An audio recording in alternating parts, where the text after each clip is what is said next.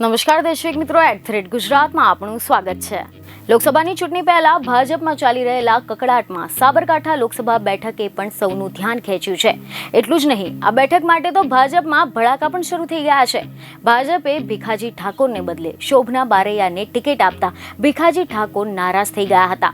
જોકે એ વાત જુદી છે કે CR પાટીલ સાથે બેઠક કર્યા બાદ આક્રોશિત ભીખાજી ઠાકોર 10 જ મિનિટમાં રાજી થઈ ગયા હતા અને રાજકીય નાટકનો અંત આવ્યો હતો। પરંતુ ખબરો એવી મળી રહી છે કે ભીખાજીના સમર્થકોમાં તો ગઈકાલે ભારોભાર રોષ જોવા મળ્યો હતો। સમર્થકોએ રસ્તા પર ઉતરીને ઉગ્ર વિરોધ દર્શાવ્યો હતો।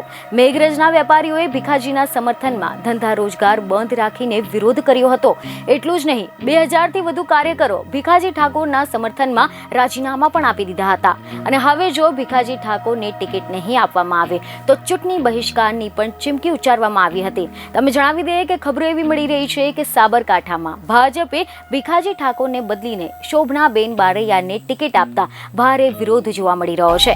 મેઘરજમાં ગઈકાલે ભીખાજી ઠાકોરના સમર્થનમાં ભારે વિરોધ કરવામાં આવ્યો હતો। 2000થી વધુ કાર્યકરો ભીખાજી ઠાકોરના સમર્થનમાં જિલ્લા કમલમ પહોંચીને રાજીનામા આપ્યા હતા।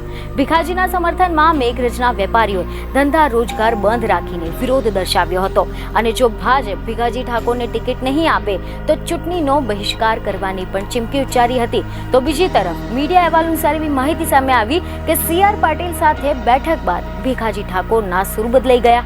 તેમણે સમર્થકોને સમજાવવાની વાત કહી હતી તેમજ આખરે ભીખાજીએ એવું કહેવું પડ્યું હતું કે પક્ષને જીતાડવા માટે તમામ પ્રયાસો કરીશું।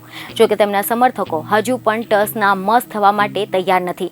ભીખાજી ઠાકોરને જ ઉમેદવાર બનાવવામાં આવે તેવી માંગ કરી રહ્યા છે।